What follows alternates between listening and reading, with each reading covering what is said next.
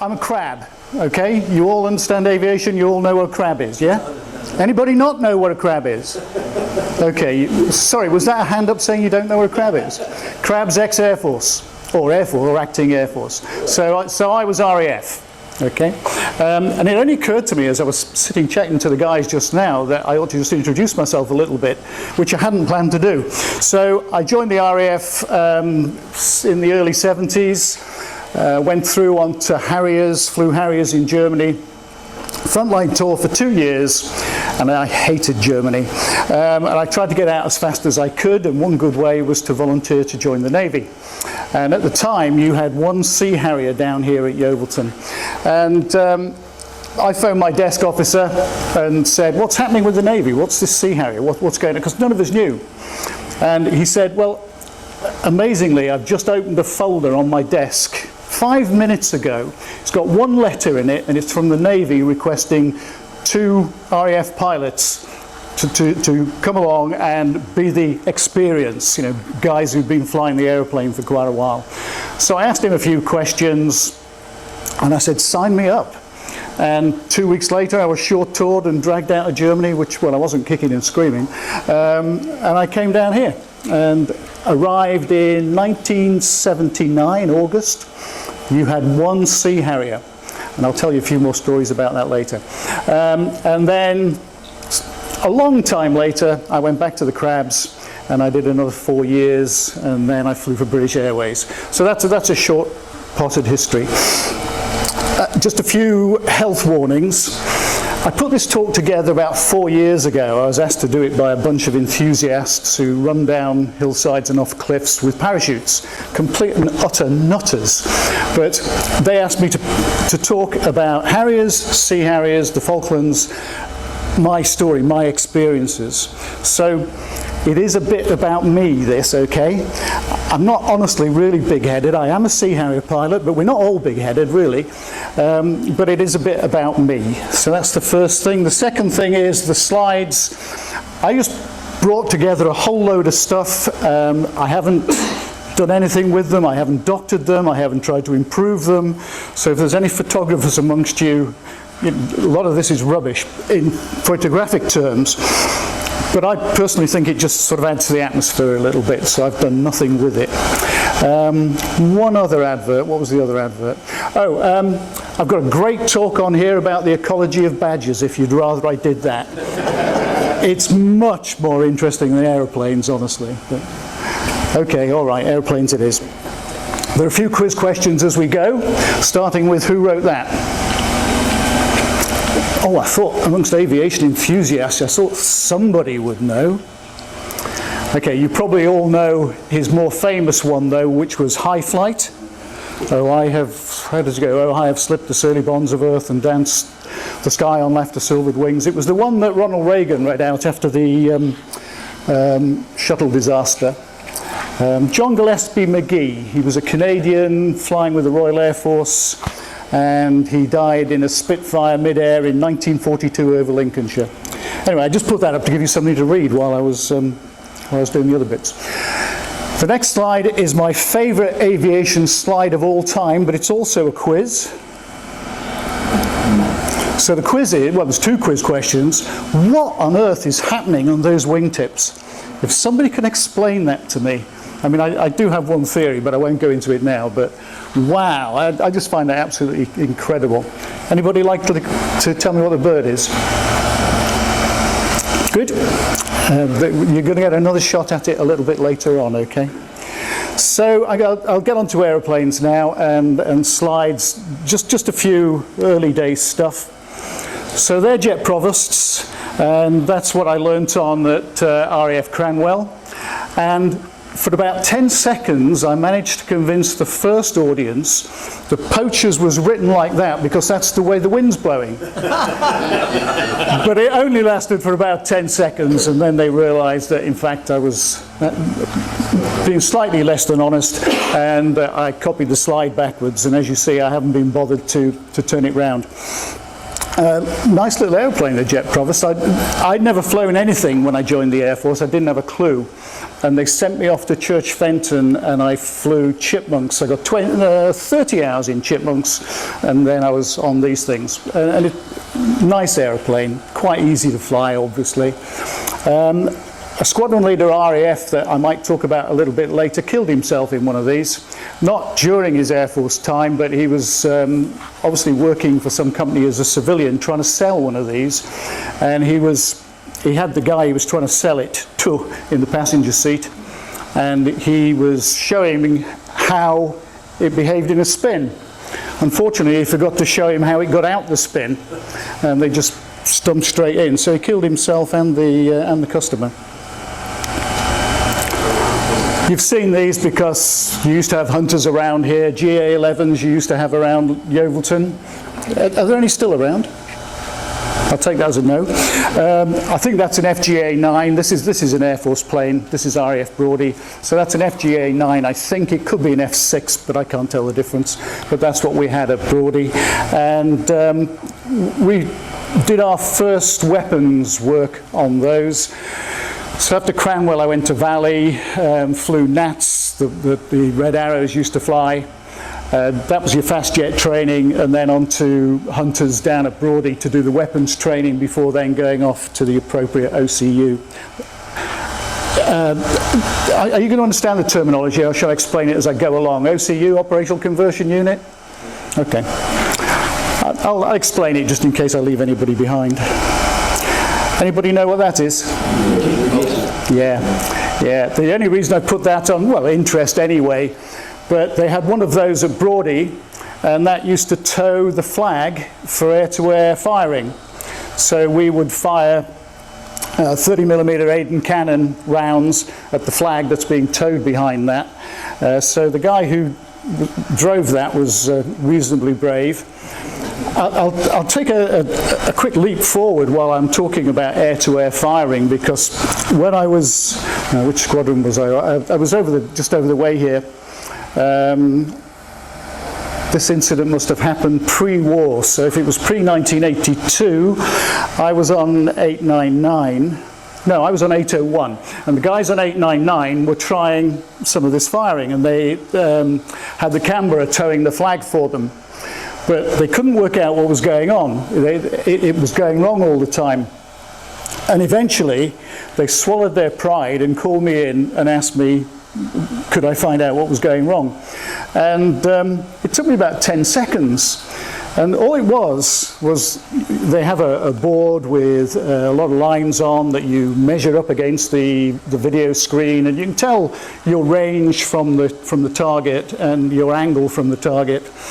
And the board they'd been given by somebody. It wasn't one they'd done themselves, and it wasn't calibrated with the distance we had, the projector, from the screen.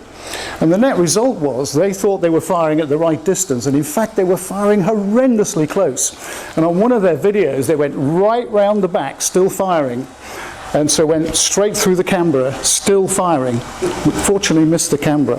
That was a pretty senior guy and our American exchange officer. So that wasn't the only time they did things like that either. So that's my first Harrier shot. Do I need to talk about the Harrier? I mean, do you all know about these things, or do you want me to point bits out? You've all gone quiet. Point a few bits out, shall I? Okay. So this is an RAF Harrier. It's a GR3. This is RAF Wittering, where the Operational Conversion Unit is, and that's where I went after Brodie.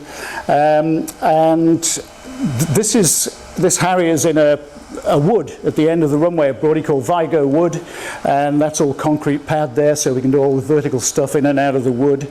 And just a few little things about the Harrier then. Best air brakes in the world, either side of the nose. Even without using the nozzles to slow down, this thing slows down like nothing else. Laser rangefinder in the nose. These are 100-gallon drop tanks. That's what, 800 pounds. Internally it only carried 5,000 pounds and another 1,600 pounds with the drop tanks. 30mm Aden cannon, and it has 5 weapons stations where it can carry bombs, rockets or whatever. The outboard stations there, the fuel tanks are on weapon stations, and there's one on the centre line there that you can't see. Same place again, probably even the same aircraft. Not much to add to that. That's 233 OCU. What I can remember is that their motto is Ymlaen, and it's the only Welsh motto in the whole of the Royal Air Force, Ymlaen, and it means forward. Auxiliary intake doors. The Harrier needs most of its air, not when it's going fast like most aeroplanes, but when it's stationary, when it's hovering. And so it needs to suck in as much air as it can. So in addition to the huge intakes, it has these doors here. And these are just very simply hinged. There's no mechanical operation whatsoever, just a hinge. So when it's in the hover and this thing's sucking in air like mad, those doors are sucked open and yet more air comes in. In forward flight, exactly the reverse happens and those doors are just pushed close. One of our checks pre-flight was always to bang the doors around the bottom and make sure nobody left any spanners or things like that in them. The only other thing of note there is the air brake is partly out, and that's a stability thing in flight. The air brake's behind the centre of gravity, so it helps with stability as you're slowing down. And they do fly as well.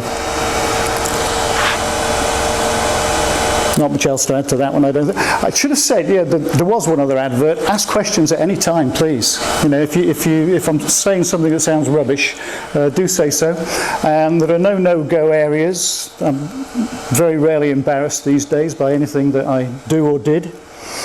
We'll come to that later. Oh, speaking of things I did, that's one of mine.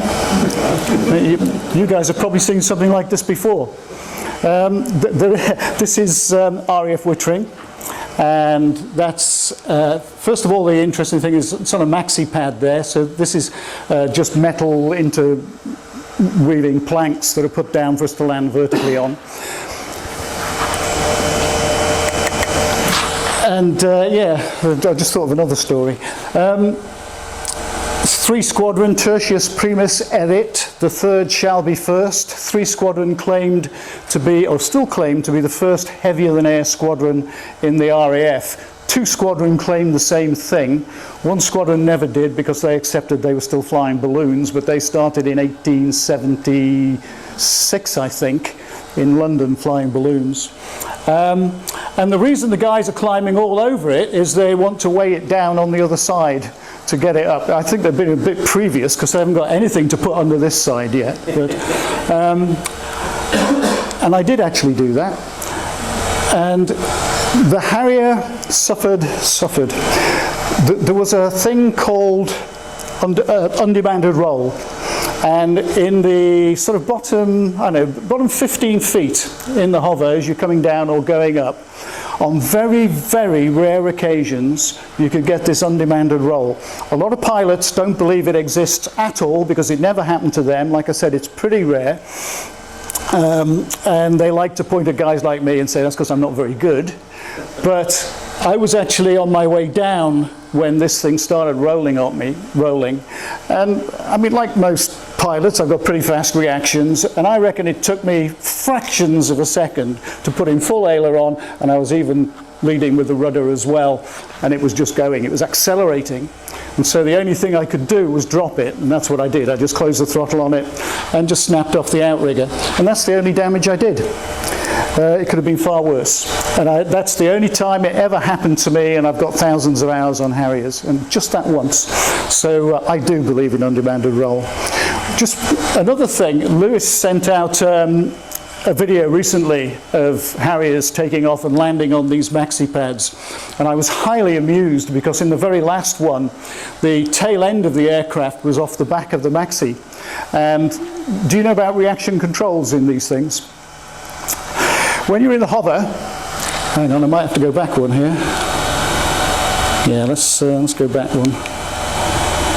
It's not blatantly obvious on here, but there are jet exhausts under the nose and under the tail, also under the wing tips, both sides, and in the tail of the aircraft. And it's literally reaction control.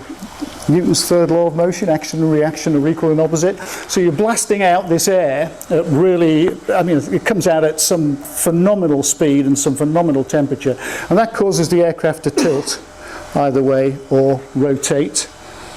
See if I can remember why I was telling you this now. Oh yes, the reaction control shutter in the tail was over the edge of the maxi pad. And in that video that Lewis sent out, you can see this hole being dug, which didn't get a mention, but I thought I was highly amused. This is another one of mine. I didn't do this, however, but this was my aeroplane. This was Yankee. And I say my aeroplane, I just got to be senior enough to get my name written on the side of an aeroplane, and 2 weeks later somebody did this to it. Unfortunately he did it to himself as well. This was a guy called Frank Michaels, and Frank and his pal Pete Collins joined 3 Squadron in Germany, and these guys knew everything. You couldn't teach them anything at all, and they couldn't understand why they were having to go through a squadron workup process, because they'd done it all and they knew it. And that's what he did. He was on his leader's wing in Cloud. It was a 3-ship going up through Cloud, and the last contact anybody had with him was at 8,000 feet. Cloud base was 500 feet, and a civilian saw him coming out of Cloud upside down, quite flat, so not steep, but like that. And the civilian saw him roll it out and try and recover it, and he didn't make it. And he wiped it over 24 fields, and they had to put guards over 24 fields. And I deeply regret what happened to Frank Michaels, but my other regret is I didn't nick the stopwatch because it was there. And I thought, no, I shouldn't do that. It's an important piece of evidence. I bet somebody else nicked it, but I didn't. You can see the shape of the wing there.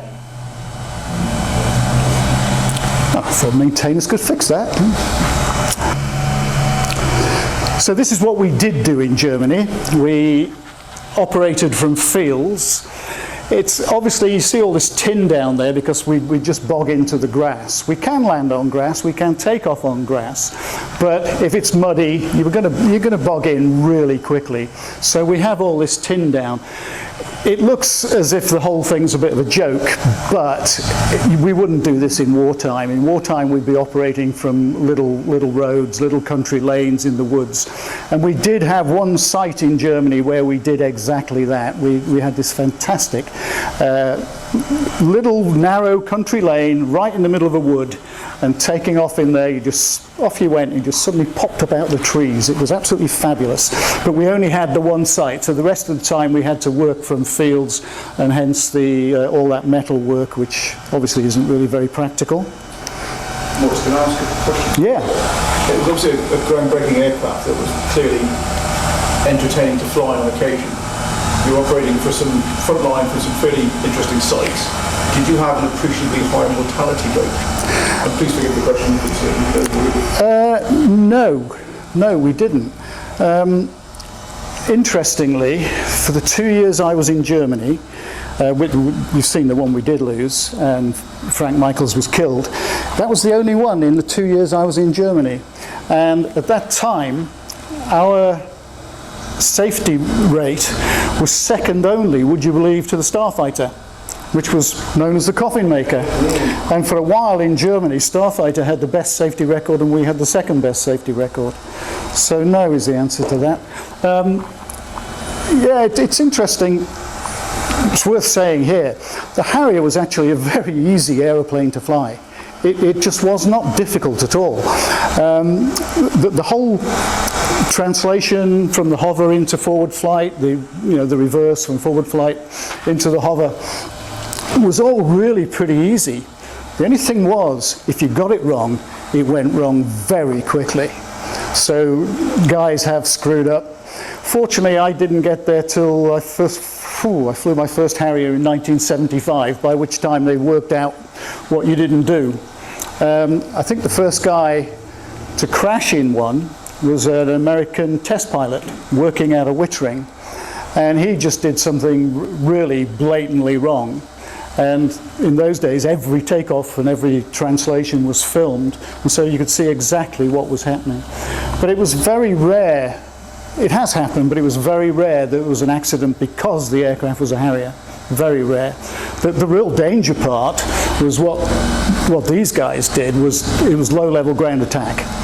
So you're flying at 7 miles a minute, most of the time at 250 feet, but we did have some 50-foot zones as well. And you're not just flying at that, you're operating at that as well. So you're looking for your targets, and you've probably got people, who put bouncers up as well, who are, etc. So most of the problems like that were not because it was a Harrier. I put that one in because I like it. That's on the field in Germany as well, and likewise that one. So now we move on to the Navy, and some of the Navy stories.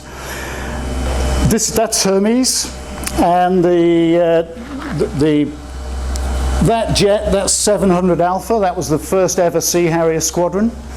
And when that squadron formed, there was, in the first week, there was a fellow crab called Bertie Penfold, and Tony Ogilvie arrived on week 1, and Sharkey and I arrived on week 2.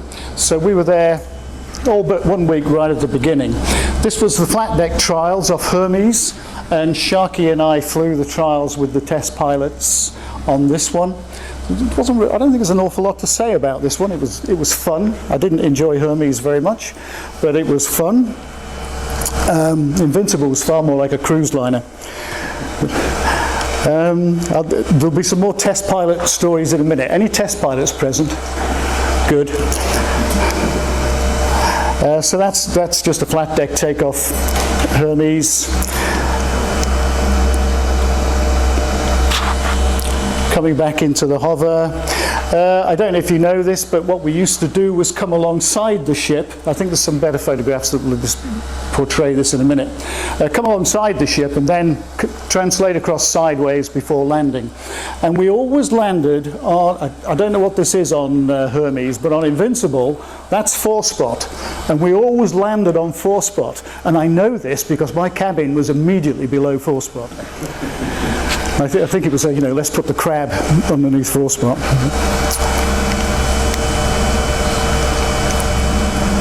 It's all basically the same thing on Hermes, so I'll go over these a bit quickly.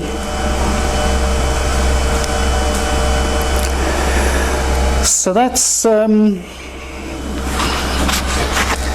that's 899, isn't it? I forget even what squadrons I've been on now. That's 899, that was my aeroplane, 105, and that's actually me flying it. And this was a display I did. And so one of my favourite stories is, you hear about these stories of something that's happened to somebody, they've won Euro millions. It never happens to you, it always happens to somebody else. Well, this time it happened to me. Because when I joined the Navy, there was only me and Tony Penfold, the other crab, who'd got any experience of flying Harriers. And Tony was married and had 2 kids. I was 30 years old and single. So I just went for everything. Any good deal going, I went for it. And the display flying was one of those things. And the week I arrived on the Monday, I was interviewed by Sharkey, who said, I don't want any of that fancy VSTOL stuff, okay? We can't afford to break the aeroplane, we've only got one. And I mean, Yeovilton back then was something else. Every single time that aircraft came back in the circuit, the whole station came out to watch. There'd be 2,000 people watching you, and all you were doing was coming back into the circuit. So we could not afford to break the one aeroplane. So I flew it on the Monday, I flew it on the Tuesday, I didn't on the Wednesday. On the Thursday, I was flying the one aeroplane over Cornwall, and I had a hydraulic failure. And it's no big deal, you've got 2 hydraulic systems. But hydraulic fluid is highly volatile, so it's a fire risk. So the drill says land at the nearest suitable airfield, which just happened to be St. Morgan. So I went into St. Morgan and called back, let the guys know what was happening, and they sent down a team to repair it. I'm told that the Admiral had his staff on the phone every hour wanting to know what was happening with this aeroplane. So the guys came down, fixed the airplane, we stayed the night, and the next day it was just one of those beautiful days. It was midsummer, but it was really cold, crisp morning, clear skies, just a little bit of wind to lean into. It was one of those days when you've just got to do all the V-stall stuff. You've got to do all the hovering, the sideways, the backwards, the forwards, the spot turns, the whole thing. So I got back to Yeovilton, and despite what I'd been told not to do, I did it all and landed. And the first thing that happened was the AEO met me on the tarmac, and he said, "I want a word with you." And I thought, oh God, I'm in shit now. And anyway, he said, "Thank you."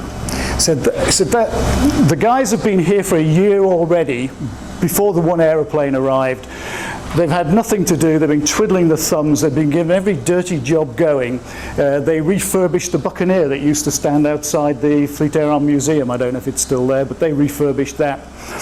And apparently this has been a really great morale boost. So I thought, oh, that's good. So I'm feeling quite pleased with myself now.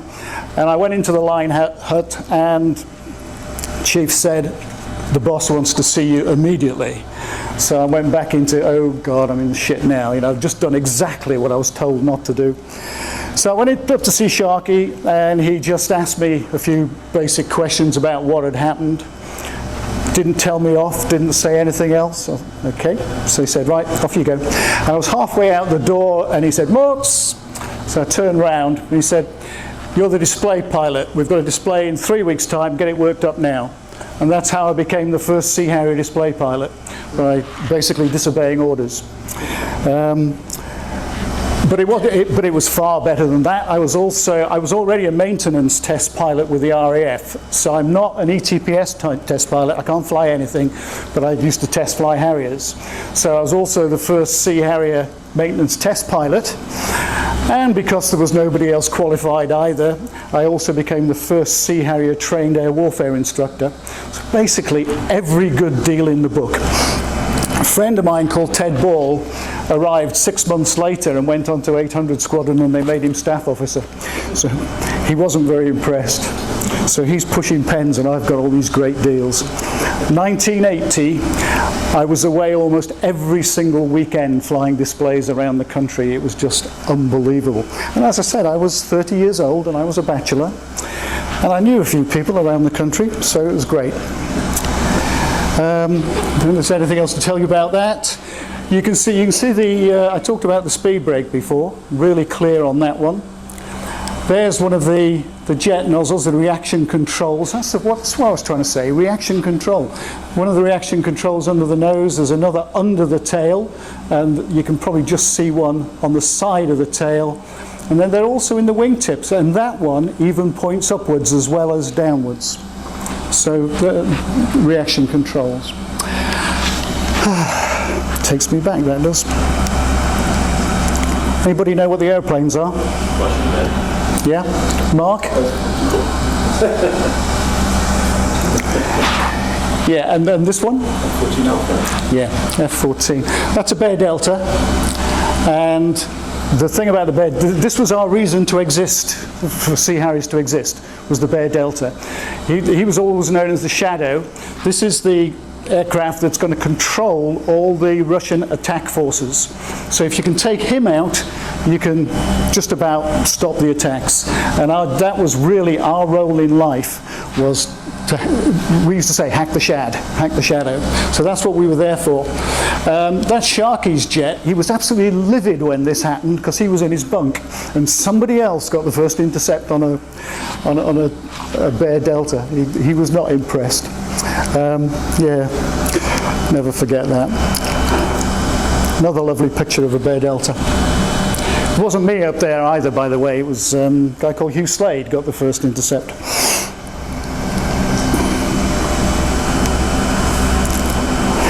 So this is another display, and this one, that's 801, and that was also my jet, 004, that was my jet on 801, and that is also me, and I can't remember who we were displaying for. I don't know if you know, but the nozzles that the power comes out of, there, that's the hot nozzle, obviously one on the other side, and there's a cold, sorry, that's a cold nozzle. Further back there's what we call the hot nozzle. And I believe, if I remember rightly, the air coming out of the cold nozzle was something like 200 degrees. And that hasn't even been through the combustion chamber or the turbine. That's only been through the fan stage, the air coming out of there. But what you can see is that, look, the angle of the aeroplane obviously is very nose down, but you can see that the nozzle itself is pointing vertically down. And it does actually point up to 18.5 degrees forward of the vertical. So that position there, I'd probably just been going back and just flared upwards. But you could actually hold that. You could just stop there in that attitude. And by using those in conventional flight, that's how you can slow down incredibly quickly. You've already got these massive air brakes at the front there, but then putting the nozzles forward as well. One of the standard display maneuvers, nearly lost another word then, was to go backwards and then to flare the aircraft backwards and then just fly out forwards and land or go and do something else. And I suspect that's what I was doing there. There was a great danger with this that you could go backwards too fast. Because if you went backwards too quickly, you got control reversal. And once or twice I frightened myself a little bit, but once in particular, I went back too fast, I flared like that, and as I flared, the nose just kept going down. Now, a good test pilot would have said, okay, don't keep pulling the stick back, push it forward, you've got control reversal. But I wasn't that good, so I just kept pulling back and praying. And as it happened, I came out of it. A crab called Brian Weatherly did exactly the same thing on a display in Belgium, and he didn't. He just kept going, and he didn't make it either. Nor did his airplane. So, like I said, flying the airplane was easy. But if you got it wrong, then you could go very wrong very quickly. I wasn't too sure about putting this in, but there is a reason for it. I am not the one in the middle. I am the one on the right-hand side. The guy on the left-hand side is John Fozzard. He was the chief design engineer for the Harrier. So, you know, seriously important good guy. And he was responsible for much, if not most, of the Harrier. Regrettably, he died not too long after this, rather tragically. The other thing about this is the red arrows were there as well, as you see. And back in those days, there were at least 4 Harrier pilots in the red arrows at any one time. And I'd already got my eyes on my next job and what I might do next. The leader was a bloke called John Blackwell, who I didn't know. But this was great because it was a really horrible day. It was a 30-knot wind, an on-crowd 30-knot wind. It doesn't get much worse for displaying a Harrier. And fortunately, it all went quite well. And I got talking to John Blackwell afterwards, and I was cementing my position in the red arrows. It didn't happen, but I'll tell you about that when we get to it. But that was one of my hopes. And that was at British Aerospace Bitterswell. That was their factory's open day. 3 weeks later, Margaret Thatcher visited, and they asked me if I'd go back, or they asked the Navy if I could go back and do it again, so I did. And I've got a photograph of when I was taxiing in afterwards, and I'd stopped the aircraft. And Margaret Thatcher's security people were trying to take her away, and she wasn't having any of it. She stopped them, and she came running across the tarmac. And she put it, and she's looking up at me like this. And I've got this photograph that looks like Margaret Thatcher's praying to me. It didn't help her. 004 again, you saw that was 004 that was in the nose down position. Obviously that one's, well, it might not be obvious, but that's on Invincible. That's actually strapped up on the ramp. And so we must have probably been going in a port somewhere, because that's what we used to do, because it looks good. And that is a Sidewinder. Anybody know what mark of Sidewinder? No, it's a Golf. Sorry, it's a smart-ass question. It's a Golf. I only know it's a Golf because it's got straight fins. The Lemurs and the Mikes had a canted fin. I don't think there's anything else to say about that one. I talked about how we land on board, and this is what we'd do. We'd come alongside move across, land on top of my head on foredeck. That one had already taxied out the way. He's already on his way across. He's lined up ready to go. And this was a 4-ship. There is another one out there. And that's Invincible. And that was just great fun.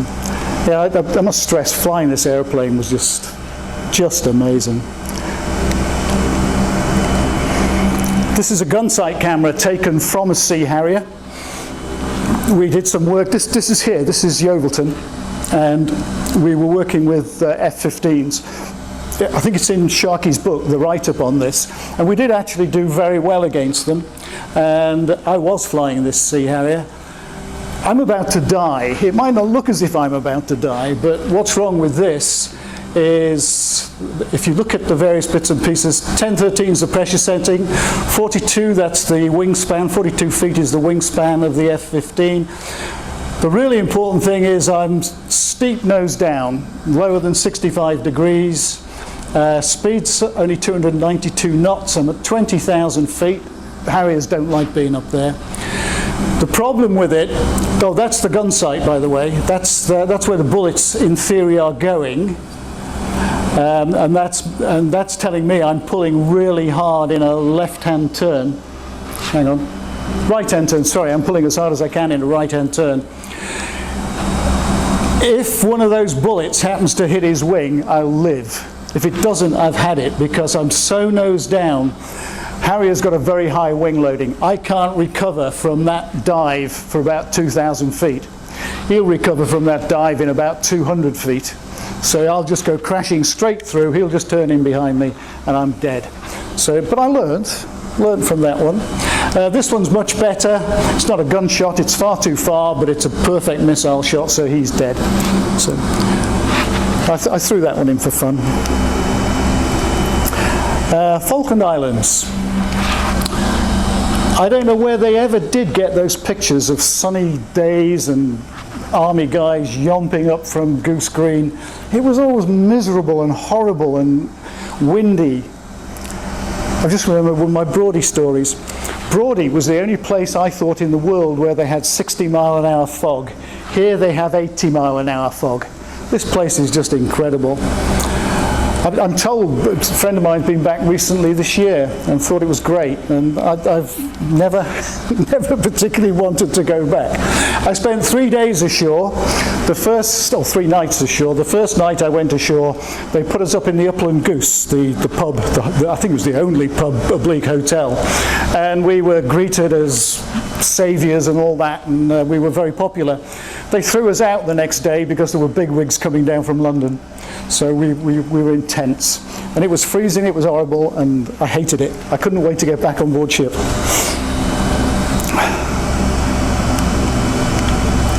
That's Sheffield. When I first put these on, I told the first group I was talking to that I took that photograph. Actually, I now realise I didn't, because that's a bit later on. But I don't know if any of you know Soapy Watson, Mike Watson. I think he lives locally. He and I were strapped down on deck. We're chained down, so we're on alert where the next pair to go. And we were scrambled, and we were given a call sign, told to go and investigate. Trigraph call sign, I don't know what it was, Yankee Echo Kilo, for sake of argument. It wasn't on my knee pad. I didn't have this call sign. I didn't know what it was. So I said, who's that? Haven't got it. And they said, turn south. They'd launched us on north. So we turned south, and all I could see about 70 miles away was this great plume of smoke in the sky. And as we homed in, we were told that it was Sheffield. They went clear at this stage because call signs were a waste of time. And yeah, we were told it was Sheffield, and we were told that they thought she'd been torpedoed. And it was actually, I don't think it was Soapy, I think it was me, he actually said, well, that was a pretty clever torpedo then, because it jumped out the water before it hit. But Soapy and I were the first two guys over the top, and we stayed for an hour and a half, more just making the guys feel good that they had air cover. I can't even remember which two ships were with her, but they were going round in circles at full speed. They weren't taking any chances. And we got called to investigate subsurface contacts, surface contacts, air contacts, none of which existed, but the guys were a bit fraught, to say the least. One of the reasons I know that this isn't one of the photographs I took was because there were no helicopters there when we got there. And you can see they've also obviously already got guys out with the water cannons.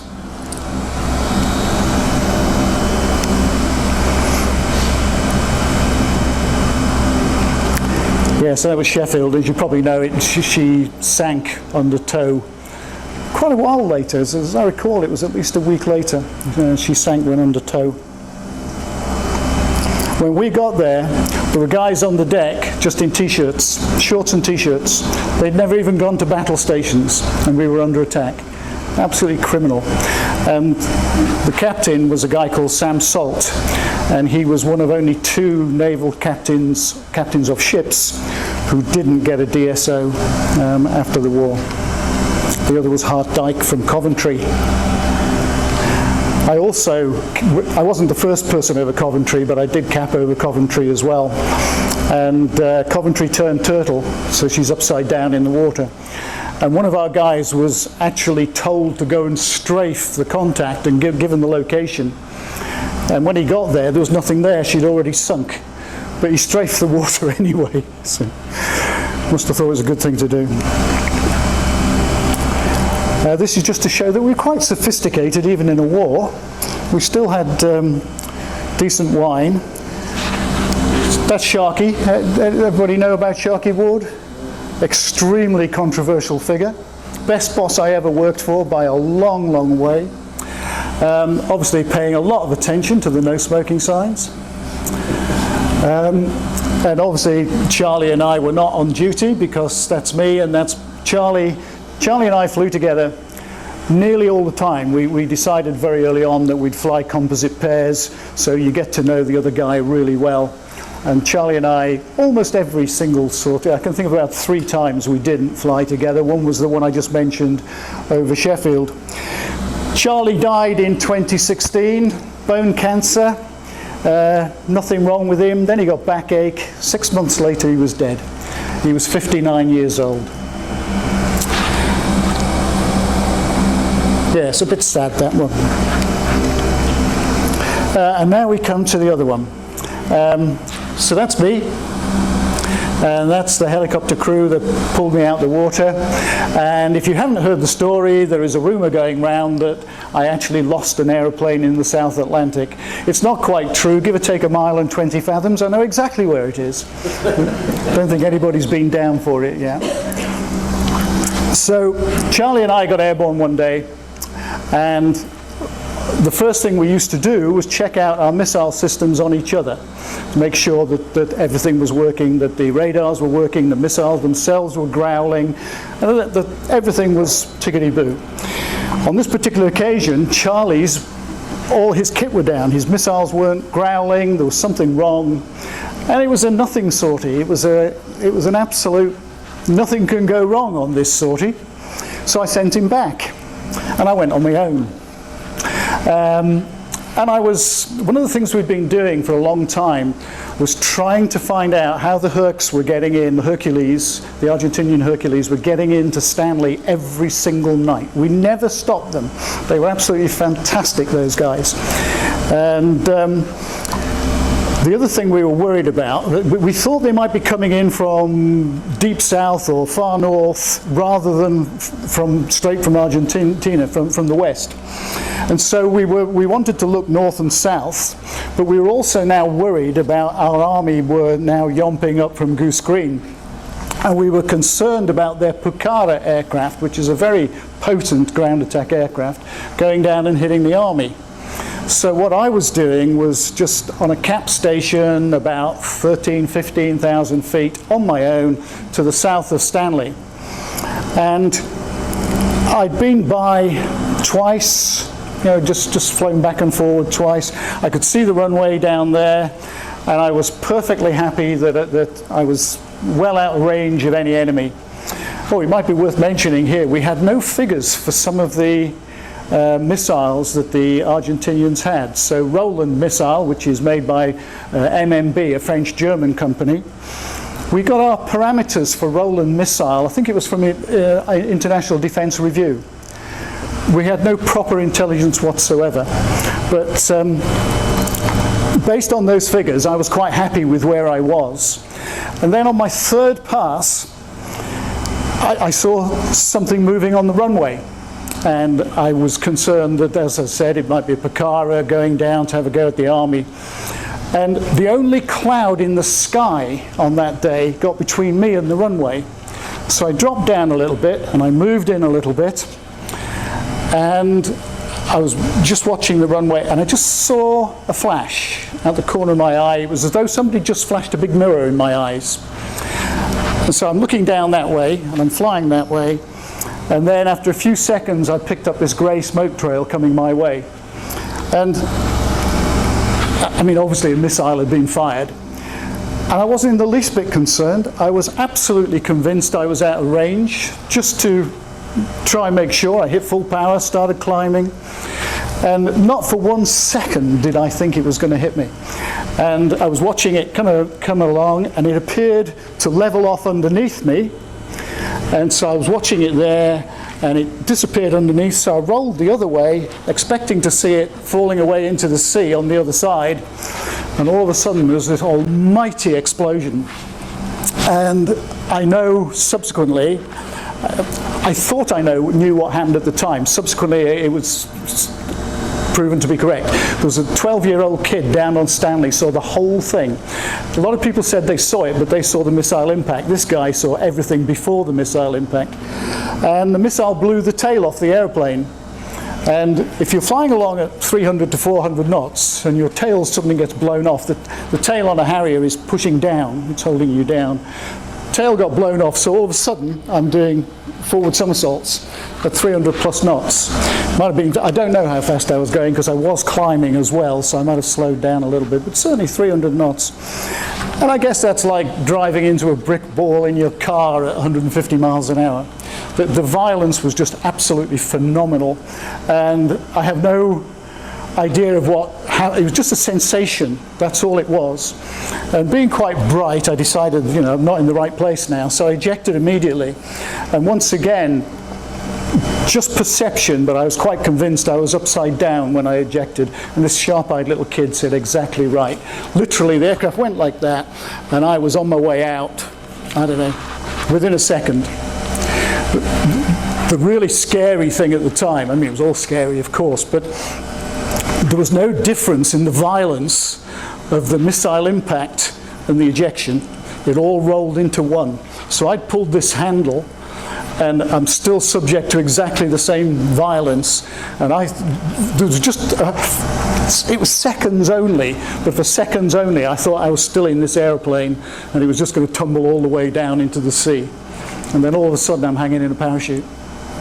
I wasn't exactly happy, but I was happier than I had been only a short while previously. And so, this is just south of Stanley. The aircraft's only a few hundred metres off Wolf Rocks. So like I say, I haven't lost it. I know where it is. I then spent 8 hours plus in a dinghy.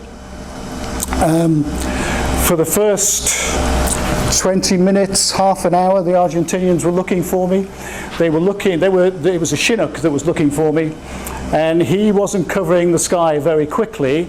I drifted, he was looking underneath where I was hit.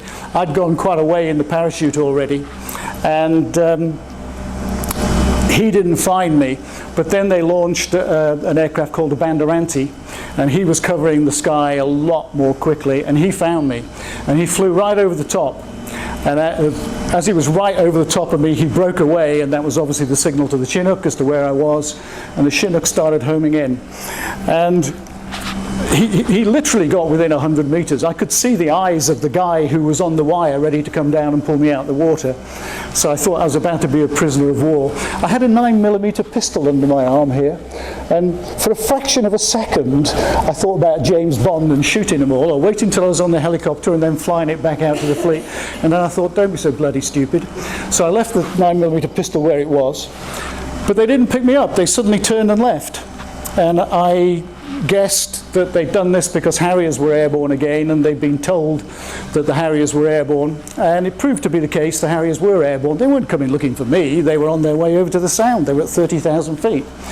And I didn't see the Argentinians again. It got dark after about 2 hours, and I spent about 8 hours total in the dinghy. It got very cold. I swear blind that the parachute tried to drown me before I got into the dinghy. They say they don't sink, but I swear blind it was trying to sink. The survival pack is on the end of a big long cord, and you don't swim to the survival pack, you scoop it out of the water, pull it to you. I tried scooping it out of the water, I couldn't find the damn thing, so I swam to it. In swimming to it, I got my feet caught up in the rigging lines of a parachute. It would have been funny if it hadn't been a bit serious. Anyway, after 8 hours, these guys found me.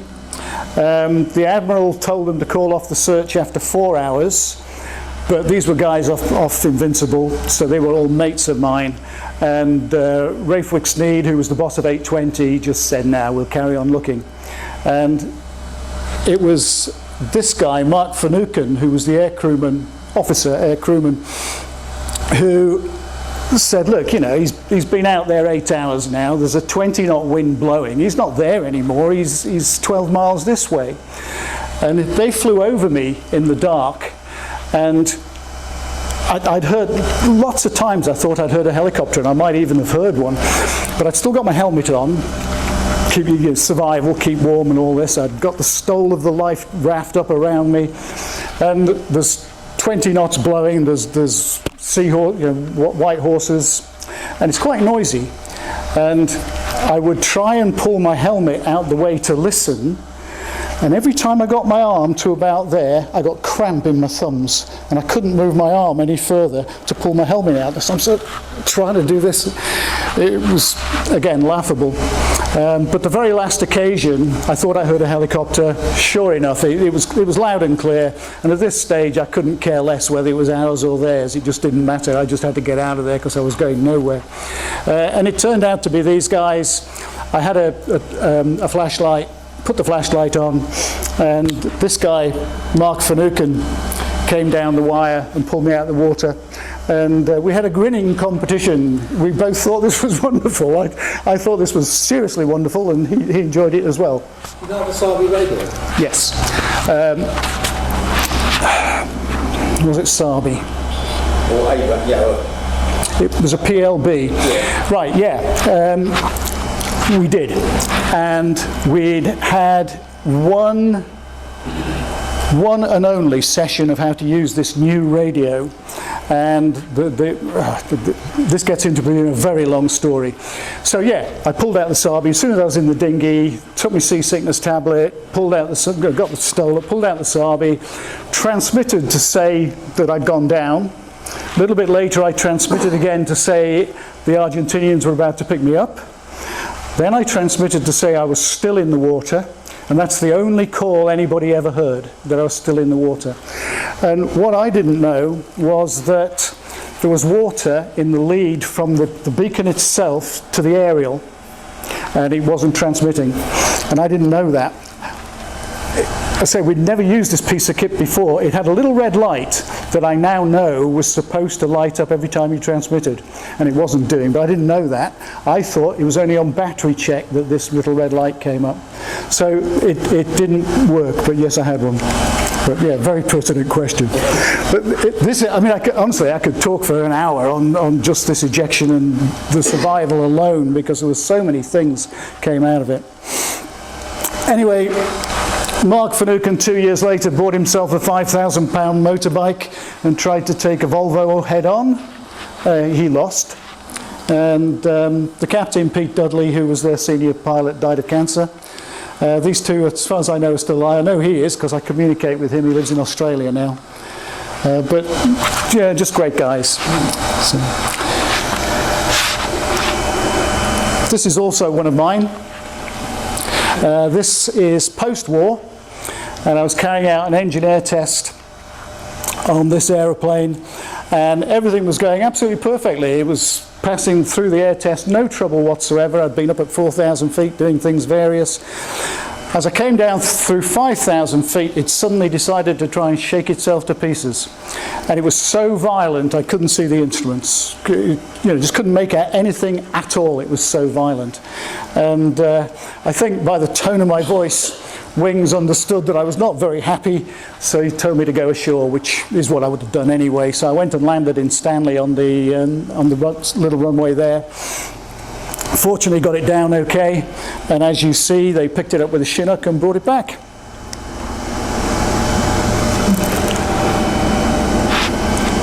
And all it had done, it had shed a turbine blade that had gone through the rest of the turbines.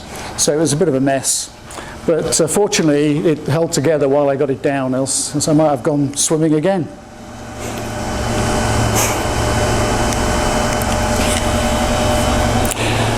This is back at Yeovilton. There was a reason for putting this slide in. Apart from the fact that the aeroplanes in war colours and the drop tanks in peacetime colours, before the war, all the underneath of all the aircraft, I don't know if you noticed the previous aircraft, the underneaths were all white and the tops were all grey. When we went to war, we painted them all grey. We'd been after getting this done for some time, and we'd been refused permission. But as we sailed south, we painted them, they were all painted grey. The point of this story was I came back to Yeovilton, and as I said earlier on, I was a Sea Harrier Air Warfare instructor, the first Sea Harrier Air Warfare instructor. There were other air warfare instructors, but they were all now more senior people doing different jobs. So Sharkey was an air warfare instructor. Don't know if any of you guys know Mike Blissett. I think he lives quite locally. He was. Tony Ogilvie lives in Martock. But they're all senior pilots and going off and doing other things. Sharkey went to the ministry. There were 4 of us in the South Atlantic actually working as air warfare officers. There was me, you might have heard of John Eaton Jones.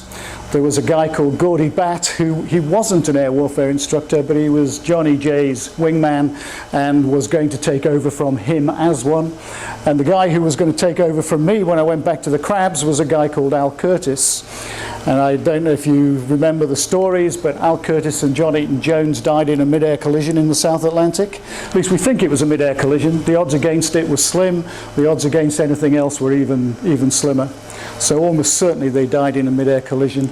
Gordy Batt flew into the sea one night flying off the ship. We think his head-up display froze. If it did that, topple and freeze, it would freeze at an angle of 30 degrees. So he would think he was flying straight and level, when in actual fact he was turn all the way. And he hit the sea, and so he didn't survive. So of the 4 air warfare instructors who were actually working as 4 air warfare instructors, I was the only one who came back alive. So I'm back at Yeovilton. I forgot to tell you that when I first came to the Navy, I was told it was a 2-year tour. So I volunteered for this 2-year tour. Sharkey said, "Welcome to your 3 years with the Navy." And I said, "No, 2. He said, "No, 3. So it was a 3-year tour. 3 years finished halfway through the Falklands campaign, so I clearly wasn't going anywhere then. When we got back to Yeovilton, I'm the only air warfare instructor. So somebody's got to train up the new pilots. Somebody's got to train up new air warfare instructors, and more importantly, somebody's got to train up my replacement as the senior air warfare instructor who trains up air warfare instructors. So the Navy asked the Air Force if I could stay until this training had been done. Well, the equivalent of an air warfare instructor in the Air Force is a QY, Qualified Weapons Instructor. Their course is 4 months long. So they sort of assumed that the Navy equivalent would be the same, but they don't allow for the fact that the air warfare instructor not only does the job that a QY does, but he also is the link between the squadron and everybody else. So he's the link between the surface fleet, the subsurface fleet. So he has to understand, at least have some kind of comprehension of what's going on. And so the Navy equivalent is 8 to 9 months long. So that was me staying on for 8 to 9 months, except for one small problem. We didn't have any airplanes. At least we did, but they had holes in them. And you can fly them around in a war with holes in them. They don't let you fly them around in peacetime with holes in them. So to start with, we only had one or two, I can't remember the exact numbers, but one or two aircraft for sake of argument. Slowly built up the number of aircraft, but it was some time before we could even start an air warfare course. And the Air Force got really quite uppity about this. They didn't like it at all. They got in touch with the Navy and said, we want him back. And I am told that the Admiral was dragged out of a meeting to talk to the Air Force and basically to tell them that I wasn't going back. This did my career no good whatsoever. When I finally went back to the Air Force, they hated me. At least the staff officers did. So I really was genuinely very unpopular. What did I do wrong? So I stayed, and I stayed for another 18 months. So my 2-year tour was 6 weeks short of 5 years. So I went back to the Crabs, and that's when I tried to get to they told me I was going back to the Harriers. I thought, hang on, I've been flying Harriers for a long time now. I think I've done it all now. I want to do something else. And they said, nope, you're going to Harriers. So that's when I talked to the Red Arrows.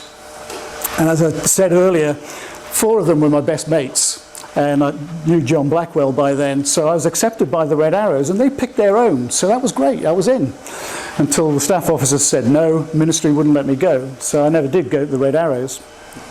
So still trying to get out of going back to Harriers. I tried to get into ETPS at Boscombe Down, the Empire Test Pilot School. And there were exams to do, but apart from that, I was in there as well. Ministry wouldn't let me go. It was Harriers or nothing for me. But they were very kind. They let me choose the squadron. And I elected for 1 squadron because I didn't want to go back to Germany again. 3 squadron had been quite an unhappy place. The man management was appalling. So I went to 1 squadron, which was just brilliant. I mean, it was nearly as good as the Navy. It was that good. And when I got there, the way it works is you go in as the junior flight commander. The exec leaves, you all move up 1, you become the senior flight commander. Exec leaves, you become the exec. They all left in 6 weeks. And I was the exec of the squadron, senior pilot, exec of the squadron in 6 weeks. I'd done 2 years in Germany with the Air Force as a first tourist and 5 years with the Navy. And all of a sudden I'm the exec of an RAF squadron. It was fantastic. And the boss I had, he was great. He was just a wonderful boss to work for. He's a lovely guy, but he didn't want to run the squadron. He just wasn't interested. He was just a figurehead. So it was my squadron. It was at the time of my life. I spent 4 years in that job, and it was just sensationally good. So this is back in the Air Force. So those are GR3s again in winter camouflage. VC-10. We're either going to or coming back from Norway, I don't know which, but the VC-10 is a tanker, so he's going to fill us up. I just remembered the other story. Isn't it funny how these things come and go? It's Norway that did it. I was going to tell you that when I was on the operational conversion unit, I did 2 courses. And the reason I did 2 courses was not because I was particularly bad, but because on my first course there were 4 staff instructors killed in 6 weeks. One of them was killed here at Yeovilton, a guy called Steve Bugley, I believe. I don't know if you know this story, but it was at Air Day. Crikey, it must have been early 1970s. And he'd flown his display, and he was climbing out the aircraft, and he hadn't put the safety pins in the seat, which is a criminal offence, but we've all done it. I've done it. But he then committed another criminal offence. As he was climbing out the aircraft, he stood on the ejector handle. It's only about that big between your legs, but standing on it, it was like a fulcrum over the edge of the seat, and he fired the ejector seat as he was standing on it. So he didn't survive that. Like I said, that was here at Yeovilton. But what reminded me was this photograph, because the other guy, that was Steve Bugley, there was a Steve Beckley, and Steve Beckley took on a mountain in Norway and lost. And then in the same 6-week period, 2 of the students were on a 4-ship simulated attack profile, 4 aircraft, 2 students, 2 staff. Which 2 have the mid-air collision? The 2 staff. So there were 4 guys killed, staff pilots killed in the space of 6 weeks. And none of that could be put down, I don't think, to being a Harrier, coming back to your sort of original question. Very different skill sets, ground attack Harrier to the Navy's air defence. Presumably involved a lot of cross-training, lots of different disciplines for you. Yes. What would you prefer? Ooh. I'll tell you which is the most dangerous and which is the hardest. Any day of the week, it's that one.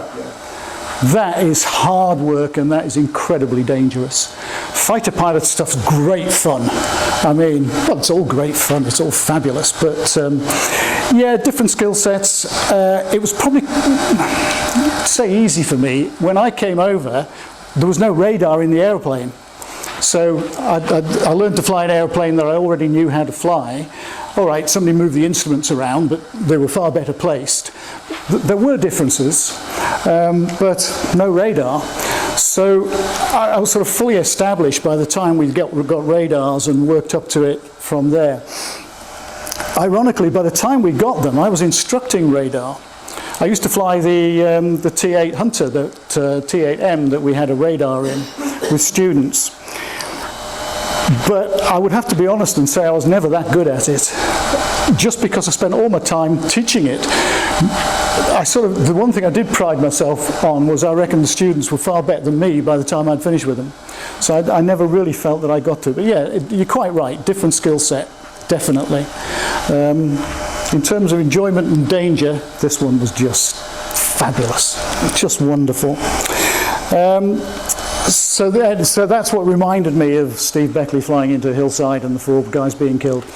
So we've either been to or just coming back from Norway, and we were immediately after that going to Decimomano in Sardinia on a weapons training camp and a fighter camp. They have an air combat manoeuvring range in Sardinia.